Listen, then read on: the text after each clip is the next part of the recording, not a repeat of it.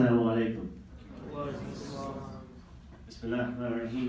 Alhamdulillahi Rabbil Alameen. Wa salatu wa salamu ala Rasulillah.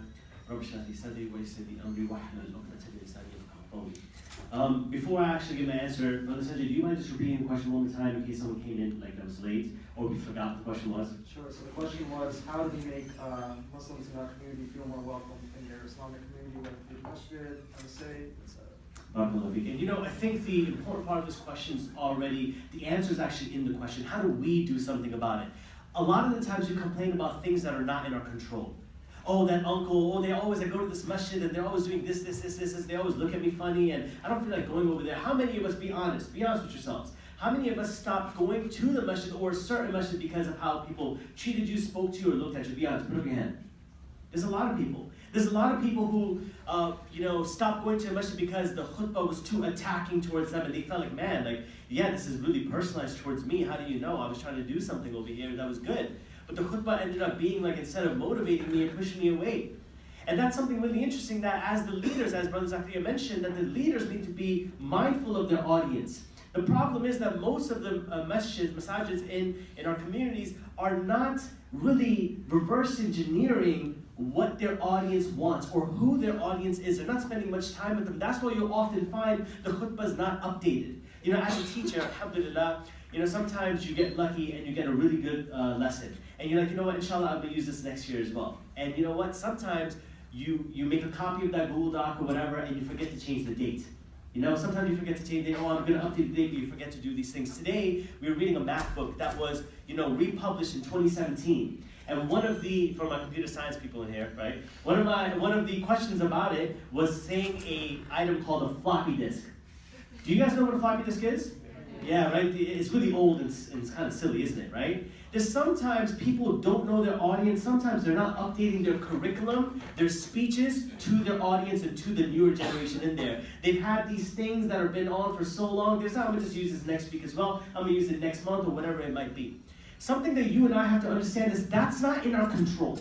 What's in our control is how we make Muslims feel. If you don't feel welcome at that masjid, that doesn't mean that you leave the house of Allah. That's the house of Allah. We should be best of friends with Allah subhanahu wa ta'ala. One of the people who will be under the shade of Allah subhanahu wa ta'ala's mercy, under His throne on the Day of Judgment, is someone whose heart is connected to the masjid.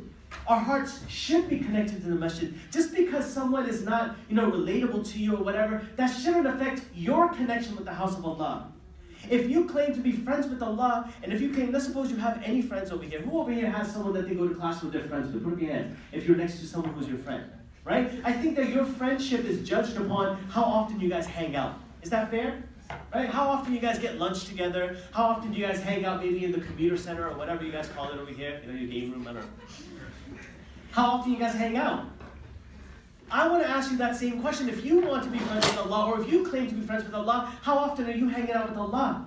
How often are you going to His house? If you're friends with someone, you are interacting with them all the time. They know your family, you know their family, you're at their house, they're at your house.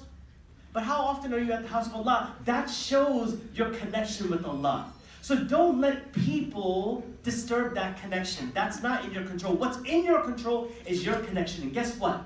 You should be there for the sheer motivation only that, I'm there for the sake of Allah. And if there's another brother or sister who comes in there that felt like me, I want to be there so they don't feel that same way, and I'm going to build my own group. That's how the youth of Surah Kaf were, weren't they? They weren't just some random people. They were people who found each other who were like-minded. And they said, you know what, we're going to get away from the fitna over here, we're going to start doing our own thing. If you're in the house of Allah, believe me, someone's going to walk in there, you're like, oh my God, there's someone who's my age. They're not old. I go, we can talk. That's how you gain control, and that's how you build something. But if we sit here and complain about all the problems that we have, things won't get better.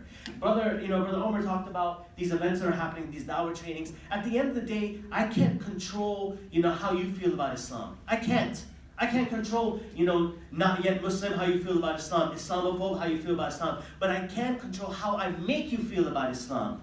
Focus on what's controllable. Whatever's controllable, do that. But complaining, looking in the rearview mirror about what's happened in the past is not going to get you anywhere. In fact, you're going to end up missing all the exit signs. And then gas is expensive if anyone drives over here. You've got to go around and all that good stuff. So, don't waste your gas, inshallah. Look forward and don't leave your eyes off the front and don't look too back.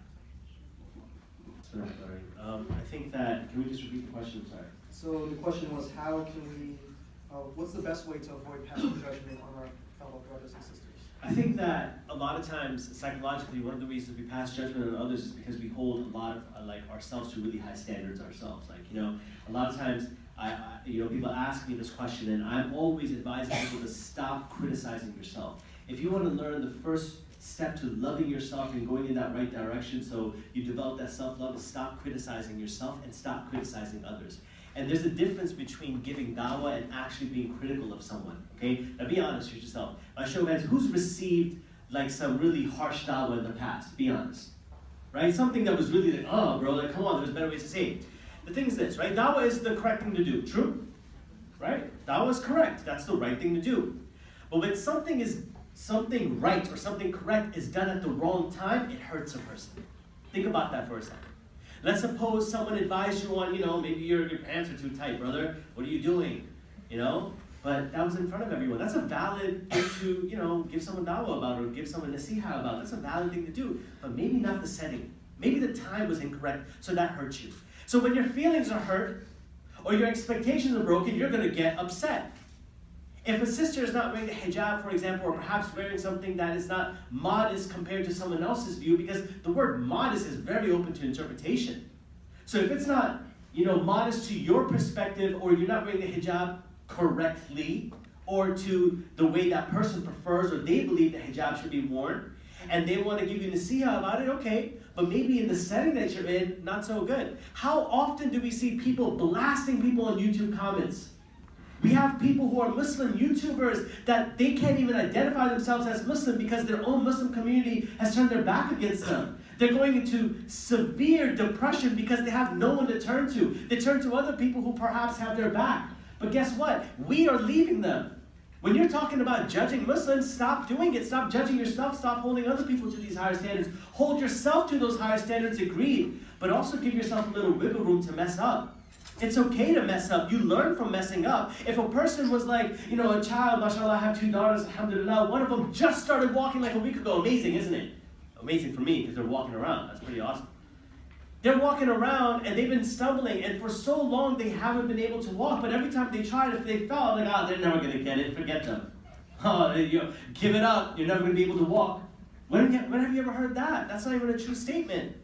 You learn from messing up, but the problem is we're afraid to mess up. There's a lot of knowledge to be learned. There's a lot of lessons to be learned in messing up. And there's a lot of ways to correct a person correctly and nicely. I remember once upon a time, when I had first started to pray, I didn't realize that my nose had to touch the ground as well. And I was praying with my forehead only touching the ground, and someone came and told me that, brother, your nose has to touch the ground as well. Now, what if I took that first approach? Brother, why are you judging me? You don't know me. What do you mean? The thing is that when someone corrects you, you should always take advice to it. If the mirror, you see there's some spinach stuck in your teeth, you're not going to get upset at the mirror, are you? You're going to be thinking, oh my God, thank God I didn't go outside like this. So when you are holding yourself accountable to higher standard, that's a good thing. But give yourself some wiggle room. Give some other people wiggle room to mess up. Because if a person's so worried about being perfect, they'll never be themselves. They'll never learn how to be themselves, and that's where identity crises happen and all that, because you're trying to be someone who you're not. I am going to mess up. That's a part of life.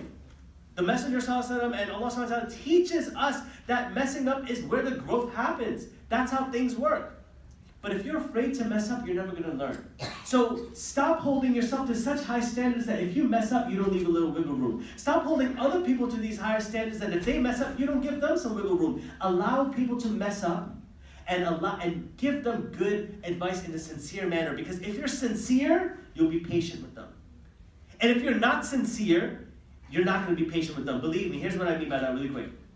If you give some advice to someone, and they don't take your advice, you're like, oh, brother, they're not sincere. Look at them. Wallahi, I told you about this. Look at the ikhlas. Akhi, it's done. It's finished. Oh, I told several times, sister, I warned you about the hijab. There's so many, Mu'ah bloggers and YouTubers and out there that they're doing this, and brothers are giving them, or sisters are giving them advice, oh, makeup's haram, this and that, and they don't take the advice.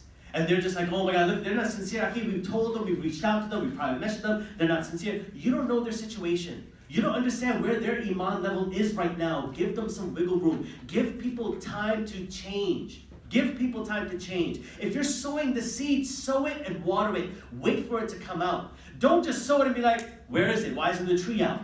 Don't just sow that, oh, I gave them advice, they didn't take it. That's wrong. Because if a person takes your advice immediately and people make like 180-degree changes, major changes, you should be concerned. That's actually towards extremism. Real long-lasting change takes time. Be patient with people, because that's the real way to give dawah, with patience. Jazakallah khair.